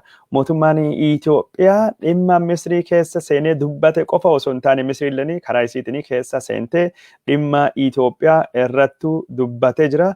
Mootummaan Abiy Ahmed yeroo ammaan tana hidha guddicha laga Abbayyaa ajandaa ka godhee fi rakkoo Itoophiyaan keessa seente gaaga'amiinsa walxaxaa biyyittii sun keessa jirtu haala biyyittii sun inni gara diigamiinsaatii fi badii keessa jirtu kana karaa irraa gorsuu fi biyyittii sun inni kufaatii akka biyyattii fi kufaatii biyya ala akka hawaasa addunyaa karaa dippiloomaasiitiin kuftee dhoksuudhaa fi dhimma hidha guddicha laga Abbayyaa ajandaa godhaa jirti jechuudhaan dubbiin himaanii ministeera haajaa alaa biyya Misrii obbo ambasaaddar Ahmed Hafiiz dubbatee jira. Ambasaaddar Ahmed Hafiiz kana walittuu qabatee biyyi ammaan tana jechuun rakkoo keessa jirtu waraansi keessa jirtu Misrii moo Itoophiyaadha jedhee gaafatee jira. Mee wal haa gaafannuuti yeroo ammaan tana naannoon Tigraay maal keessa jirti? Waraana walii keessa hin jiru mootummaan Abiy Ahmed naannoo Tigraay wajjiidhaan jedhee barreessee jira. Naannoo Benishaangul keessatti wanni deemaa jiru hawaasi addunyaa hin beeku jechuudhaan naannoo Oromiyaa keessatti ammoo haga Abiy Ahmed aangoo qabate gaaga'amiinsa mootummaan Abiy Ahmed uumaa jiruu fi rakkoolee tasgabbii fi nagaa dhabiinsa uummata Oromoo irratti dhaqqabaa jiru ka ofirratti uumaa jiru mootummaa Misrii moo mootummaa Itoophiyaa jechuudhaan yeroo ammaan tana rakkoo hamaa keessa seenee ka jiru ka dhimma kanaaf jechuun jalaan miliquu fi dhimma hidha guddicha laga Abbayyaatii fi waan biraa akka golgattu fayyadamaa jiru mootummaa Itoophiyaa malee mootummaa Misrii akka hin taane dubbii himaanii ministeera haajaa alaa mootummaa Misrii dubbatee jira. Karaa biraatiin ammoo itti gaafatamaan caffee nageenya olaanaa birmadummaa Suudaanii ka ta'e fi hoogganaan waraana Suudaan Abdul Fattah al-Burhaanii tarkaanfii mootummaan Itoophiyaa Suudaanii sodaachisuu fi godhuu kana balaaleffatee jira. Suudaanillee jechuun mootummaan Itoophiyaa nu sodaachisaa jira. Tarkaanfii fudhannaa weerarraa jira. Balaaleffachuu qofa osoo hin taane lafa Itoophiyaa taakkuu tokko ittiin dabarre mootummaan Itoophiyaa dubbii nu barbaadee dhufee jennaan ofirra aadabnaa jechuudhaan dubbatamee jira. Mootummaan Suudaaniitii fi mootummaan Misrii lachuu araaraa hidha guddicha laga Abbayyaa keessa bahuu warrattuu dhagamee jira. Keessattuu mootummaan Suudaan dallansuu guddaa mootummaa Itoophiyaa araaraa dhimma guddicha hidha guddicha laga Abbayyaa irrattu qabaachuun gabaafamee jira. Daawwattoota keenya jaallatamoo fi kabajamoo akkuma jechuun dhaabbanni International Crisis Group jedhetti bara 2021 keessatti Suudaanii fi Itoophiyaa jidduutti rakkoo guddaa dhalachuu danda'a. Rakkoon kun Eertiraa dabaluu danda'a. Rakkoon kun ammoo Misriiletti dabaluu danda'a. Ejjannoon Misrii Itoophiyaan gaaga'amiinsa biyyisii keessa jirtu ka siyaasaa ka dinagdee yeroo ammaan tana naannoo Tigraayitii fi naannoo Benishaangul Gumuzii fi Oromiyaa keessatti waan deemaa jiru kan dhoksuu fi mootummaan Itoophiyaa Misrii sababa tolfachuu akka inni barbaadu ka dubbachaa jiruun rakkoo Itoophiyaatii fi Suudaan jidduu jirtu yeroo hedduu qaama sadaffaa hin beekamnetti duuba jira jechuudhaani Abiy Ahmedii mootummaan Itoophiyaa dubbiin himaan ministeera haajaa alaa isaa obbo Diinaa Muftii faati dubbachaa jiraachuutu dhagame jira. Yeroo ammaan tana Suudaanii waraan ishee gara daangaa Itoophiyaatti waraan meeshaalee gurguddaa qabu dhiyeessaa akka jirtu kan dhagamaa jiru. Naannoon Amaaraas waraana Suudaaniitiin wal loluu fi qophaa'aa jiraachuu isaa aktivistootaa fi warri mootummaa naannoo Amaaraa dubbachaa jiranii ajaja mootummaa federaalii eegachaa jirraa malee tarkaanfii fudhachuu fi lafa Amaaraa deebisuu fi qophii jirra ibsii jedhu yeroo adda addaatu kennamaa jira. Kana ibsa kan kenne hoggana jechuun lafa dhiyoo kan irraa fudhatamte ka zoonii Goojjam Gondar Lixaa akka ta'e isin biraan geenne turre. Karaa biraatiin ammoo Tigraay keessatti waraanii ammaan tana deebisee torbaan kan keessa dhatu waraan Eertiraa ka gara daangaa Suudaanitti geggeeffamaa jiru irrattu rakkoo uumee jira. Waraanii Eertiraa garas deemuu hin dandeenye. Waraanii Abiy Ahmed illee ka gara daangaatti siiquu barbaadu siiquu hin dandeenye. Waraanii Abiy Ahmed daangaa Itoophiyaa kaaseetitti Humaraa jedhamu daangaa gara gadii ka jechuun algadarii fi jechuun kasala daangaalee jijjiiran kana hundaayyuu milishoota Amaaraatii fi akkasumas humna addaa Amaaraatii fi faannootu dhiise yeroo ammaan tana ammoo muddamee garasii deemaa jira. Garuu rakkoon guddaan tokkini Tigraahii dhiisne yoo baanu Hewwahaati deebi'ee ijaarama. Mootummaan Tigraahii kan ammaan tana jiru deeggarsa uummata hin qabu. Yaadi jedhu Abiy Ahmed akka jechuun rakkise. Abiy Ahmed ammoo uummata Oromoo biralleettu deeggarsi hin qabu. Sabaaf sablammii birattu fudhatama hin qabu. Dinagdeen Itoophiyaa waraana biraa hin dandeettu. Koronaan Itoophiyaa baay'ee miidhee jira. Koronaan alatti iyyuu waraanii Tigraahii akka malee dinagdee Itoophiyaa miidhee jira. Abiy Ahmed meeshaalee gurguddoo ajajii waraana Itoophiyaa jechuun kaabaa jedhamu. Ajaja kaabaa barbadeessee mancaasu rookeetti isaanii qabanii fi taankota isaan qabanii haleela xayyaaratiin gubuun gabaafamee ture. Daawwattoota keenya jaallatamoo fi kabajamoo wanni deemaa jiru kanattu jira. Karaa biraatiin ammoo Suudaaniin gargaarsa guddaa Misriirraa argachuu akka dandeettu kan dhagamaa jiru. Misriin jeettota waraanaa gurguddaa gara Suudaaniitti fiddee jirti. Jeettota waraanaa gurguddoo qofa osoo hin taane waraana lafallee Suudaanii keessattuu ammaan tana qubsiisaa akka jirtu kan dhagamaa jirtu. Yoo mootummaan Suudaanii kan weeraramu taate Misriin bira dhaabbachuu dandeetti.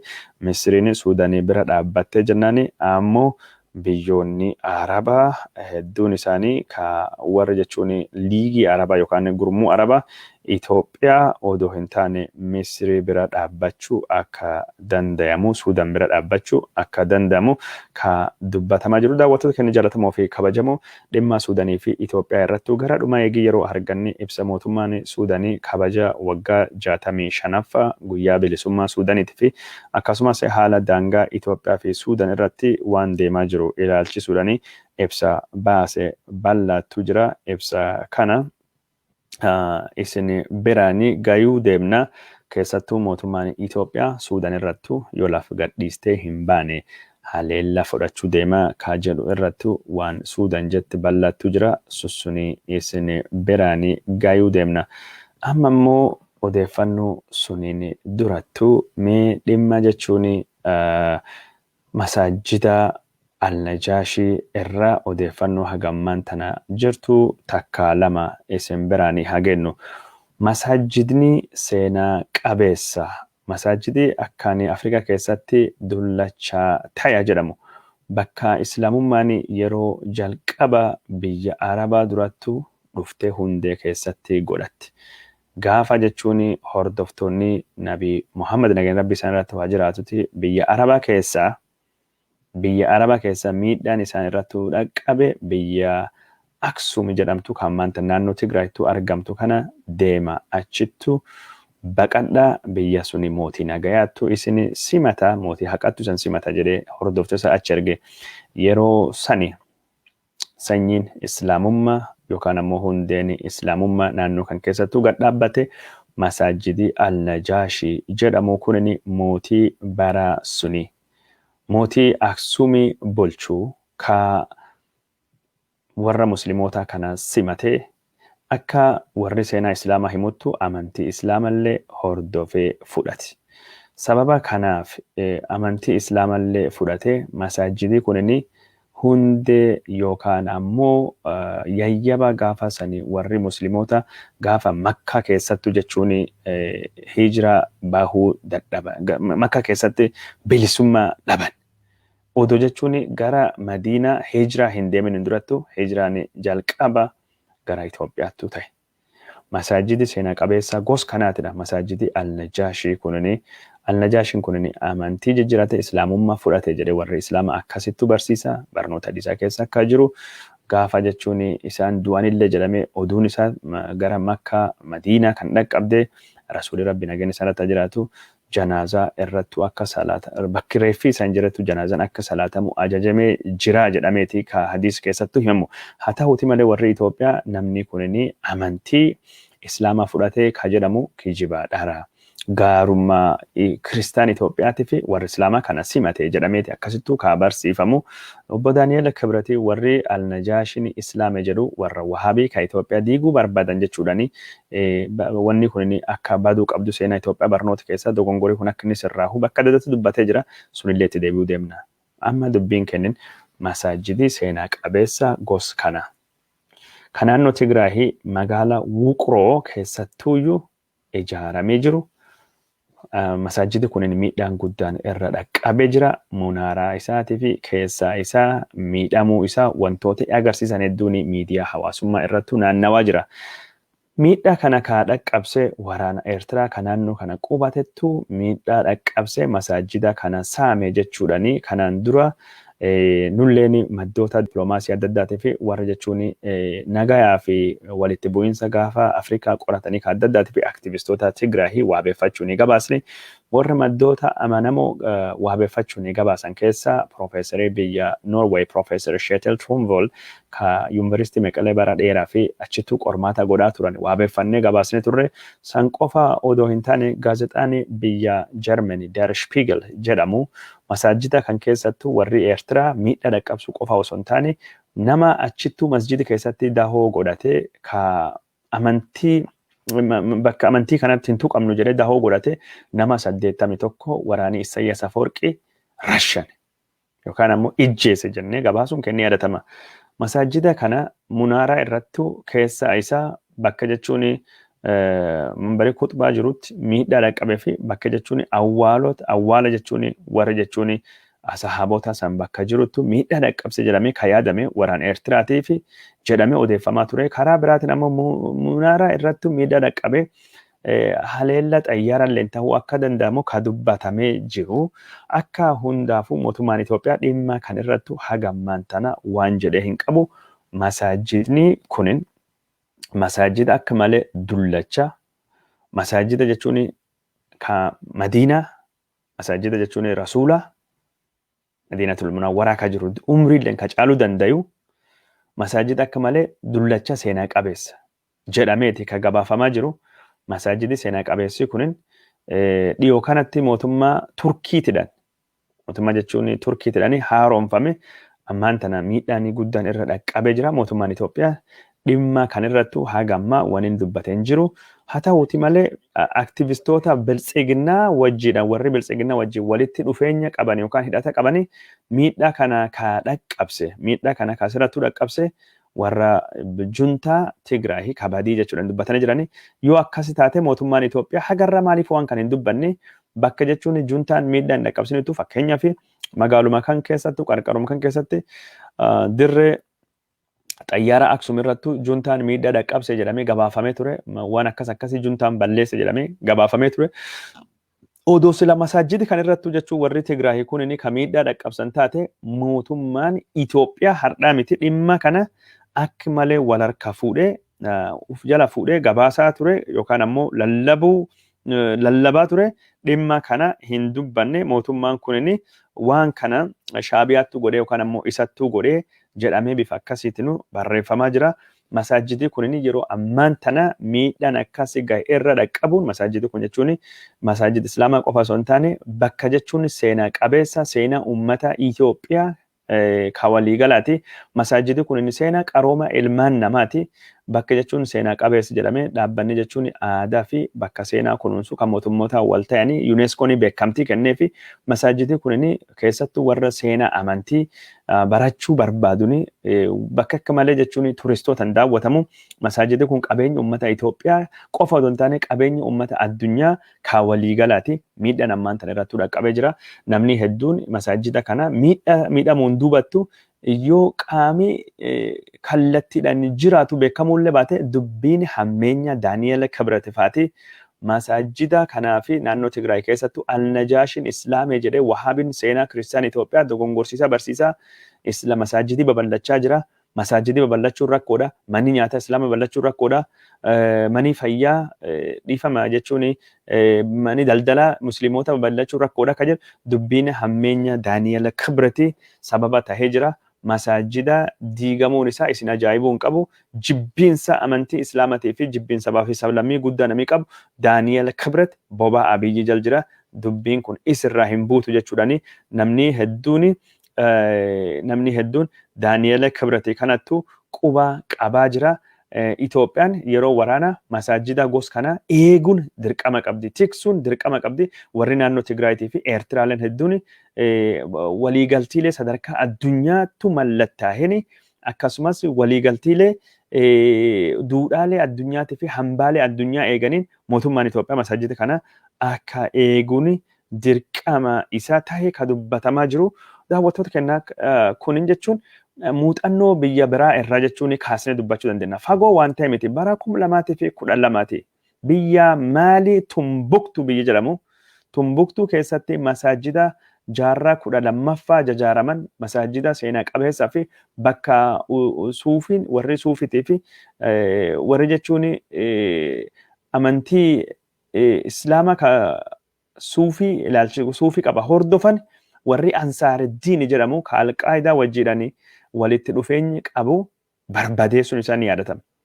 Warri kunin masaajida kana bakka awwaala babal'eessan jechuun ka Tumbuktuu keessa jiru bakka seenaa qabeessa ka jaarraa 12ffaa jaarame jedhamee yaadamu kana. Warri masaajida sun diige dhuma irratti gaafa waraanii Faraansi dhufee waraana Maalii gargaaree Ansaariddiin terroristoota san achi keessaa baase shororkeessoo san baase gariin isaanii qabamanii mana yakka addunyaa Zeheegittu dhiyaatanii ammaan tana yakka seenaa irrattu yakka hambaalee addunyaa irrattu dalagameef yookaan ammoo taheef seera durattu dhiyaatanii adamamaa jiran. Kun jechuun waan Ansaariddiin irrattu dhaqqabde. Yeroo sanii riphee lolaan bilisa baasanii uummata Tuwaareg yookaan ammoo ka uummata Tamaziig lafa bal'aa qabatee ture Azawaad jedhamee maqaan itti moggaafatee biyya Rippaabilikii bilisa Maalii jedhee lafa Maalii persentii 60 ol qabdu qabatee ture. Garuu Ansaariddiin warri jedhamu terroristii sun jijjiirama sana butee bilisummaa san butee masaajida fa'aa diigee warri sun amma jechuun hedduun isaanii gariin isaanii hedduu miti mana hidhaa jiranii dhimmi warra Zeheegittu ilaalamaa jira jechuun mani yakka addunyaattu ilaalamaa jira. Sun qofaa miti. Taalibaan kan jedhamu waraani badii takkine. Warri shororkaa ka Afgaanistaan bulchu bakka seenaa qabeessa Buudizimiin amantiin guutamaa Budahaa fide Buudistiin itti hordoftu siidaalee adda addaa Baamiyaan ka jechuun Afgaanistaan keessa jiran diigee ture sun hundinuu yakka addunyaatti jedhamee haasame wanni ammaan tana jechuun masaajida Al-Najaashi ka Tigraahii Wuqroo keessatti argame godhame yakka addunyaati. Seera Itoophiyaalletti yakka. Mootummaan Itoophiyaa waan kan daddafee ibsa irrattuu kennuu qaba. Warra waan kana badii kan raawwate qoratee adabsiisuu dandayuu qabaa jedhamee dubbatamaa jira. Yeroo ammaan tana masaajidii kunin akkasittuu miidhaan irratti dhaqqabuun aktivistoota musliimoota hedduu biratti yaada kennachaa jiranii. Aktivistoota musliima qofa osoo hin taane namni Itoophiyaa kan musliimallee hin taane kan amantii adda addaa hordofu bakki seenaa qabeessa kunin seenaa uummata Itoophiyaati fi seenaa jechuun addunyaa kan waliigala hambaaleen seenaa kunin miidhaan irratti dhaqqabuun dallansuu yookaan ammoo gaddi isaanii ibsachaa jiranii. Waan kanattuu akkasitti deemaa jira. Warri mootummaa Itoophiyaa wajjin jiran aktivistoonni musliima kan akka Ustaaz Yaasin Nuuruu faati ka gaafa raayyaan ittisaa biyya Tigraay irrattu injifannoo Hiwaat irrattu argateeni baga gammannee baga gammaddan jedhee barreessaa ture. Masaajidii kunini irrattu miidhaan dhaqqabuuni haga ammaa waa tokko barreessuu dhabuun isaa miidiyaa hawaasummaatiin miidiyaa hawaasummaa irrattu akka dhimma taajjabbii guddaattu tahee kayaa deemaa jira. Suuraa fi akkasumas viidiyoon masaajidii Al-Najaashi miidhamuu garsiisu miidiyaa hawaasummaa irrattu bifa adda addaatiin yeroo ammaan tana naannawaa jira. Akka viidiyoo irraa mul'achaa jiruttu masaajidii keessi isaa halluun isaa jijjiiramee jira. Wanni keessoo isaa taayanii caccabee jijjiira hedduun. Masaajidii kunin kitaabilee seenaa qabeessa ta'e hedduu qaba. Bakki kutbii isaatii fi akkasumas bakki munaaraan isaa jiranittu lachuu miidhaan akka malee guddaa akka inni ta'e caccabaan isaa waan bibittinnaawwan masaajida kan keessatti mul'achaa jira. Kun akka malee nama gaddisiisa jechuudhaani namni hedduu yaada isaanii kennachaa jiranii. Daani'eel Kibratt masaajida kan cabsuudhaani yoo islaamummaa cabsaa jettee yaaddu hin milkooftu wanni jedhulleen miidiyaa hawaasummaa irrattu baay'inaan deemaa jira. Waan kana jechuun caba kanaaf itti gaafataman waraana naannoo Tigraay kanallee kabansiise ka ilaalcha farra islaamummaatii fi farra sabaaf sablammii akka inni daddagaagu godhe kanaaf xenya boolla baasee mata nama irrattu wanni godhe Abiy Ahmediiti. Wanni kun isin dinqisiisu yookaan ammoo isin mamsiisuu hin qabu. Waan kan caalaa hamaa taheettu dhufuu deema jechuudhaani akkasittu namni hedduun xiinxala isaa kennaa jira. Daawwattoota kennaa jaallatamoo fi kabajamoo odeeffannoon kenna ka isin biraan gayaa turre akkuma itti fufuttu jira. Dhimma masaajidaa jechuun Al-Najaashi irraa odeeffannoo hagammaan jijjirtu kana gurra eegii isin buusni dubatti dhimmi jechuun masaajida Al-Najaashi kun yeroo ammaan tana bifa adda addaatiin haasawamaa jira. Bifa adda addaatiin irrattuu mari'atamaa jira. Sabaa fi sablammoonni adda addaalleen dallansuu isaanii bifa adda addaatiin ibsachaa akka jiru ka dhagahamaa jiru. Daawwattoota keenya jaallatamoo fi kabajamoo mee amma jechuun gabaasa koomishiniin mirgoota ilmaan namaa Itoophiyaa baase irra waa takka lama gaggabaabsine haa dubbannuti. Gabaasii koomishiniin mirgoota ilmaan namaa Itoophiyaa guyyaa lamaan durattu barreesse kunini fuula 59 akkinni of keessaa qabu ka hubatame. Gabaasii fuula 59 of keessaa qabu kunini ajjeecha Hacaaluu Hundeessaatiin dubatti Itoophiyaa keessatti rakkoo dhalatee fi itti gaafataman eenyu miidhaa akkamittuu dhaqqabee ka jedhu irrattu xiyyeeffata. Gabaasa kanaan durattu jechuun ajjeecha Hacaaluu karoorsuu fi ajjeecha Hacaaluutiin dubattu rakkoo dhalatee fi itti gaafataman hidhamtoota siyaasaa Jawaar Mohaammed Baqqalaa Garbaa, Hamza Booranaa, Shamsaddiin Xahaatii fi warra bira mootummaan Abiy Ahmedii itti gaafatama godhaa jira. Gabaasa kan keessatti waan taate jechuun ammajjii 29 waxabajjii 30 tahee fi akkasumas adoolessa tokko tahee Jawaar Mohaammed fa wajjin wanni walitti fidu tokkolleen hin jiru. Jawaar Mohaammed maqaa dhahuullee baate haala gabaasa kan keessattu barreeffameen Jawaar Mohaammed qulqullaa'ee jira. Jawaar Mohaammed yakka jedhamu irra, Baqqalaa Garbaa yakka jedhamu irra, Shamsaddiin Xahawaa yakka jedhamu irratti hidhamtoonni siyaasaa walumaa galatti 10,000 hedduun hidhame yakka kanarraa qulqulluu ta'uun beekamee jira. Abiy Ahmedii maqaa yakka kanaatiin sabaa fi sablammii walitti buusuudhaan ajjeecha godhuudhaan warri kan himachaa jira. Gabaasa kanaan dubattu waan inni godhu hin beekamu. Maal godhu akka inni deemu maqaa kamiin akka inni Jawaarfaa hidhu hin beeknu. Gabaasa koomishiniin isaa barreesse warri inni hidhee irra taa'aa jiru keessaa akka harki hin qabne dubbatame jira. Mee jechuun san itti deebina. Garuu gabaasii kunini maal jedhe waan jedhu haa dubbannuti. Gabaasii guyyaa jimaataa guyyaa lama jimaataa gadhiifame kunin gabaasii guyyaa jimaataa gadhiifame kunin walumaa galattu nama 123 ejjeefame nama 500 olittu madaahee nama 6,000 olittu buqqa'ee jechuudhani qabeenya hedduutu manca'ee jechuudhani akkasittuyyuu dhimma kana laf kaaya. Nama ejjeefame 123 keessa walakkaa ol nama 75 ka ejjeese waraana Abiy Ahmedii yookaan humna tikaa Abiy Ahmedii yookaan ammoo milishoota naannoo Oromiyaa ka Abiy Ahmedii biltsiginnaan hogganu jechuudha. Nama walakkaa oli ka ejjeese. Ajjeecha Hacaaluutiin dubatti hokkara Oromiyaa keessattuu ka'eedhaan nama walakkaa oli ta'e ka galaafate mootummaa Abiy Ahmedii ta'uu gabaasii kuninni quba itti qabee jira. Abiy Ahmedii yakkamaan taanaan Jawaar Mohammadii faamitachaa baane Baqqalaa Garbaa faamiti Jawaar Mohammadii faamiti Abiy Ahmediitii fi dabballoota isa akka tahanii kaa dubbatamaa jiru. Ajjeechan tahee fi badiin tahee kun jedha. Akki gabaasii kun dubbatuttu badii babal'aa fi ajjeecha babal'aa fi itti yaadamee karoorfamee bifa sirna ta'eedhaan ka uummata nagayaa gaaga'amuu fi godhame yakka namoom irrattu ta'e crime against humanity jechuudhani akkasittu barreessa. Gabaasa kan keessatti crime against humanity jechuun yakka namooma maaltu godhaa waan jedhu ulaagaalee yakka namooma ka jedhani laf kaahee mootummaan kunin gabaasii kunin akkasittu maal akka inni barreessee jira. Warri ijjeefaman walakkaa ol nam 123 keessa 75 mootummaan ijjeefame eegii jedhamin dubatti nami gari mormii irra murame nami gari torcher tahee nami gari eegii ijjeefameen ammoo lafirra hirkifame nami gari billaan nami gari qottoon nami gari baangan nami gari dhakaan nami gari tumaatin nami gari uleen nami gari qawween ijjeefame warri qawween ijjeefame mormaa oli kallacha gubbaa yookaan adde gubbaa mataa irra dhahamee ijjeefame jechuudhani gabaasii kunini akkasittu lafa kaa'ee jira.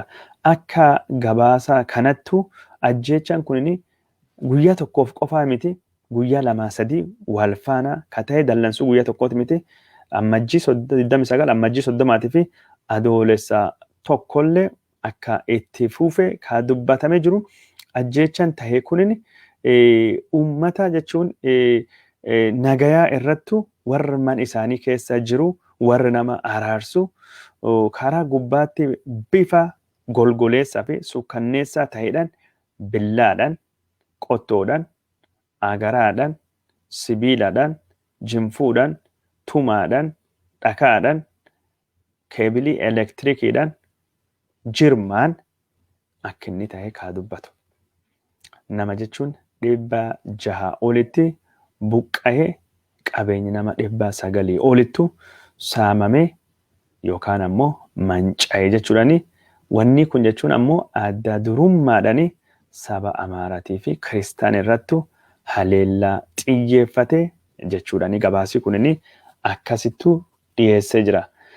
Hojiin warra nagaa eegduu hojii rakkisaadha ka jedhe gabaasii kunin ammoo nagaa eegduun gochi nagaa eeguu yookaan ammoo nagaa buusuu irrattu hin xiyyeeffanne jechuudhani.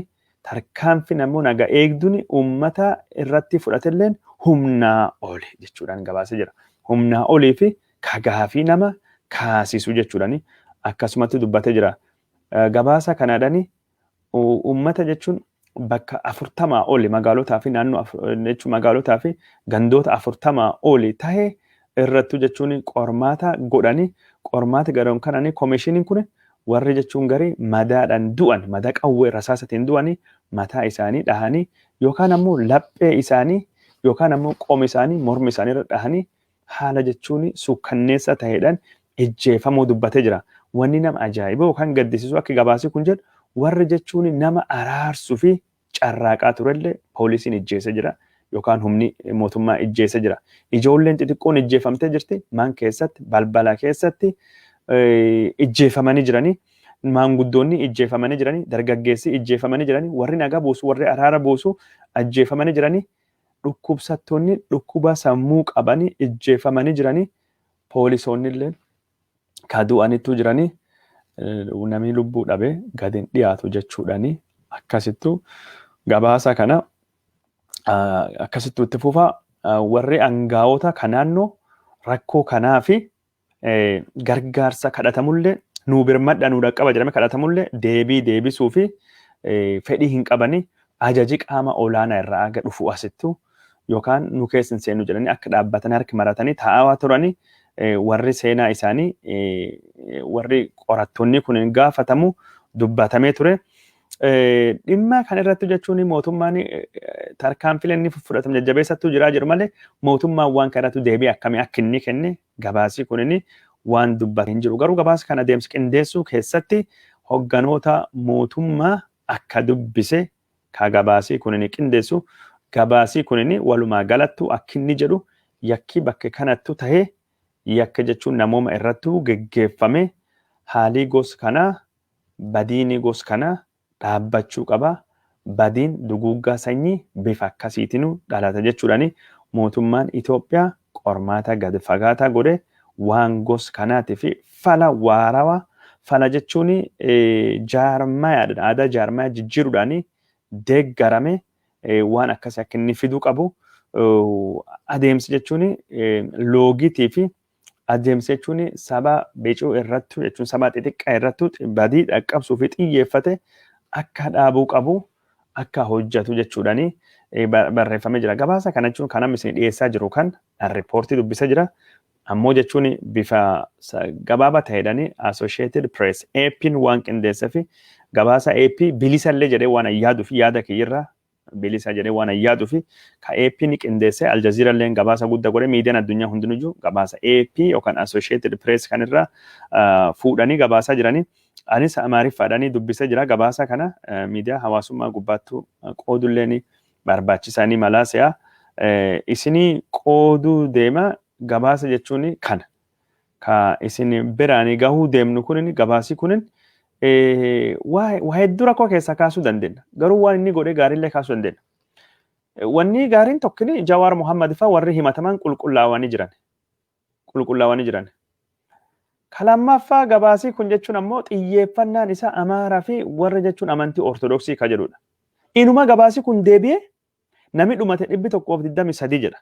Nama 123 ka du'e kana 75 mootummaatti hojjeesse.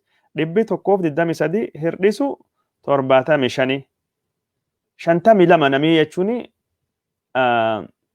mootummaan inni hojjeessan jechuun ka uummatii walitti bu'ee dallansuudhaani yookaan ammoo adeemsa san keessatti haalollee waan fedhan du'e. Nama 75 ka mootummaan ijjeesse Oromoodha. Hin dubbanne. Walitti bu'iinsi jechuun uummati Amaaraa irratti godhame. Maayinooritii yookaan uummata sabti xiqqaa irratti godhame, Ortodoksii irratti godhame jedha. Garuu nama 75 ole ka ijjeefame nama Oromoo ka mootummaan ijjeesse. Waa'ee isaanii warri kun Oromoodha. Hin dubbanne. Warri Amaaraa jedhamu keessa iyyuu saba hedduutu jira. Akkaataan gabaasii kun ittiin qindaa'e kana. Gabaasii kun ammoo dhimmi kan irratti qormaata mootummaan godhaa jiru bal'inaan dafkaahee itti gaafatamummaa mootummaa jala sararee hin dubbanne. Gabaasii kun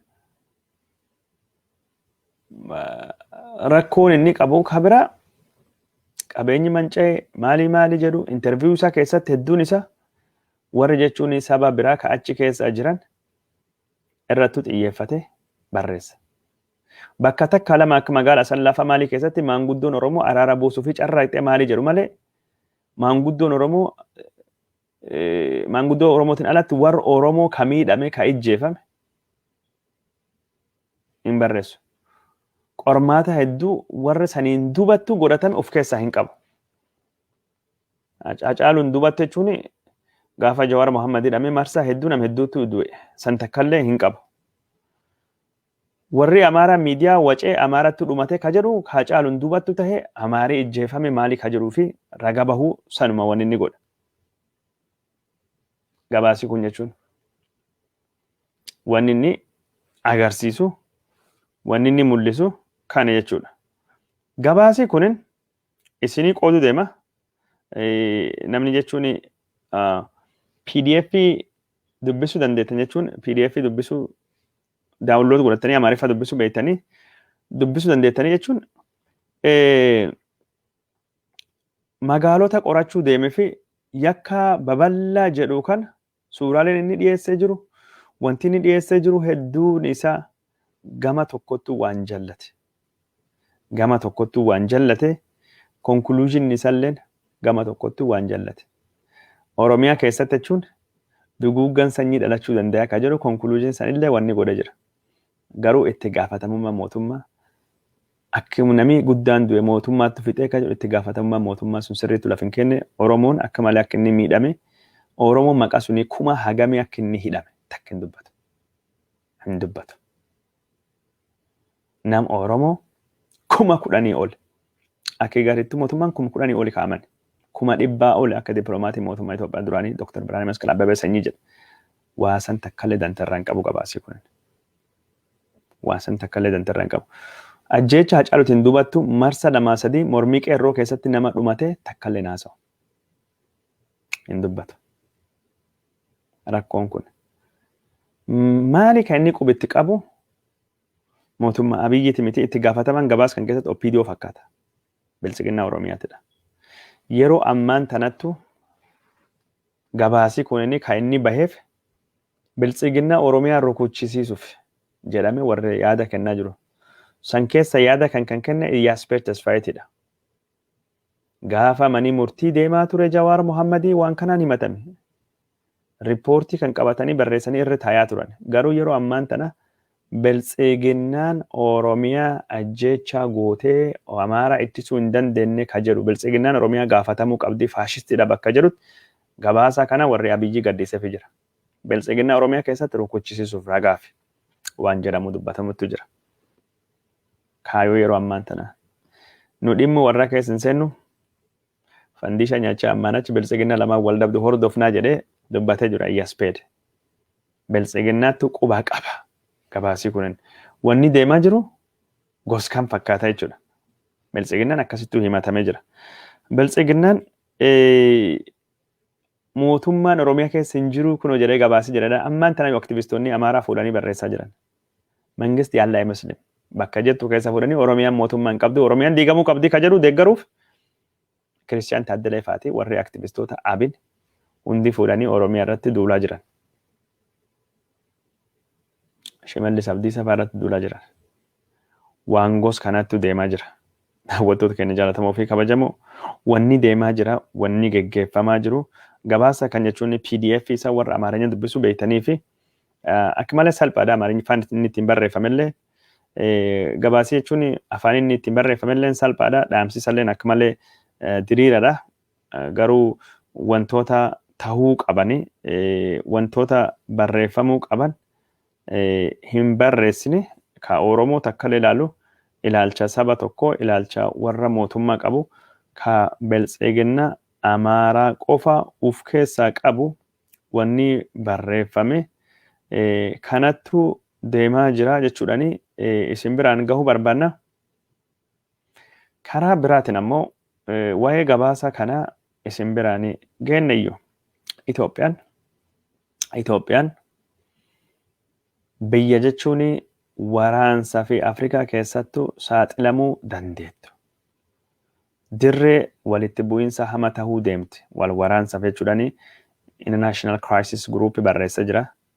Foreign Policy torbaan kan keessatti odeeffannoo kaleessinii dhiyeesse keessattuu Itoophiyaan haala ammaan tanaatiin Yugoslavia tahuu deemti. Yugoslaviaan biyyi Marshal Bronze Tito hundeesse biyya akka Serbia, Montenegro, Croatia, Slovenia, biyya akka Kosovo, biyyoota adda addaattuu gargari ciccitti.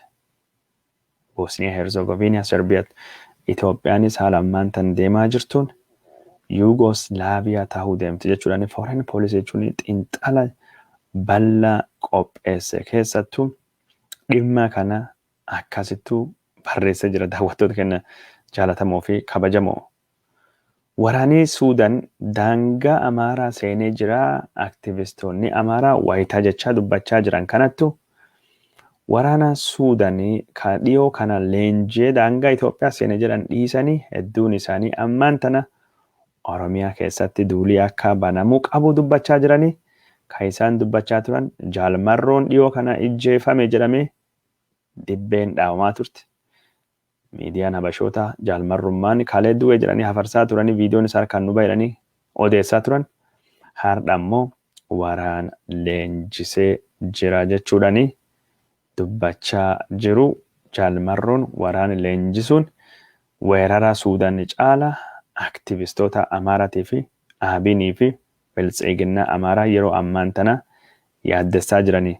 Warri kalee Oromiyaan waraan yoo leenjistu rakkoo hin qabnu waraan Oromiyaa 10,000 fi waraanii Amaaraa 10 hin gahaa jedhan amma immoo deebisanii iyyanii dubbachaa akka jiru ka dhagayamaa jiru. Karaa biraatiin ammoo qoosadha. Bara haarawaa afaan Arabaatiin baga ittiin isin gahan jechuudhanii warra Amaaraa ka dhiyoo kanattu daangaa Suudaan jalaa daangaan Suudaaniif Itoophiyaa jiramee fi bulchiinsa Suudaan jalattu hammatamanii fi afaan Arabaatiin baga waggaa haarawaa ittiin isin gahan jechuudhanii miidiyaa hawaasummaa gubbaatti qoosanii naannawaa akka jiru ka dhagahamee jiru. Daawwattoota keenya jaalatamoo fi kabajamoo odeeffannoon isin biraan gayaa jijjiirru akkuma itti fuufettuu jira. Odeeffannoo keenya ka isin biraan gayaa jirru kana isinilleen akka nu harka fuutanii jechuun nu faffacaastanii isin gaafanna. Obboleessi Jaalmarroo badhaafama meedaaliyaa warqee kan yuunivarsiitii Hawaasaa argatee jira jechuudhanii gabaafamaa jira. Obboleessi Jaalmarroo kunin akaakuu barnootaa barate hundaaniyyuu digirii argachuudhanii yeroo ammaan tana badhaafama jechuun meedaaliyaa yuunivarsiitii Hawaasaa kabara kana ta'e jechuudhanii odeeffannoon akkasittu miidiyaa hawaasummaa gubbaattu dinqisiifannaan guddaan maatii Jaalmarrootiif deema jira. Jaalmarroo obboleessi isaa akkasii goota. Obboleessi Jaalmarroo biraa ammoo barsiisaa yuunivarsiitii Haramaayaati. Daawwattoota keenya jaalatamoo fi kabajamoo odeeffannoon keenya ka isin biraan gahuu fi jennee dhimma Suudaan odeeffannoo qabnattu jira. Sa'aatii takkaa fi daqiiqaa 30 takkaa deemne jirra. Dhimma jechuun masaajida Al-Najaashii yookaan ammoo masaajida jechuun Al-Najaashii mootii jedhamu kan maqaan isaa Armaa jedhama. Armaan hin Islaamne kiristaana jedha warri Amaaraa warri Ortodoksii. Sanillee isin biraan gahuu deemna. Dhimma aggituu Edaawoo guddata yaadannoon ishee maal ta'uu qaba. Haadha Re'eelee Gammadduu Lakaapraa Felichee jedhama afaan Xaaliyaaniitiin. Haadha Re'eelee Gammadduu Lakaapraa Felichee odeeffannoo ishee The Guardian ka barreesse bal'aatu jira. Waraana naannoo Tigraay irrattu gabaasa bal'aa qabna. Waraana jechuun abaa'oo kaleenjee kanallee ka jedhamuu fi dhimma jechuun waggaa haarawaa ka abaa'oo waan isin biraan geennutti jira. Samsaasa keenya ka yeroo biraattu gaddachaanee yoo qabannu dhimma kana isin biraan geenna. Waan nu daawwattanii nu hordoftanii fi hedduu galatoomaa isiniin jechuu barbaanna. Waan qoqqoodanii faffacaastanii waliin nu geettanii fi galanni keenya dacha ka ammaan tana asumattu nu haa ga'uuti. Matoota duree gabaasuu barbaanne hundaayyuu irrallee fifinne gabaasa jechuun aarii Misiriin qabdu mootummaa Itoophiyaatti dhaadannoo Suudaan ka Suudaan kana jechuun gabaasa bal'aa guddaadha. Yeroo biraa isin biraan gahuu deema. Miidhaa masaajida Al-Najaashii Jawaar qulqulluu ta'uun mirkanaa'ee kan nama fixee mootummaa jechuudhanii gabaasii koomishinii mirgoota ilmaan namaa Itoophiyaa gabaasuu kan hunda isin biraan geennee jira. Daawwattoota keenya jaalatamoo fi kabajamoo sagantaan keenya kan ammaan tana hagasuma guyyaa gaarii halkan gaarii nagaan oola nagaan bula.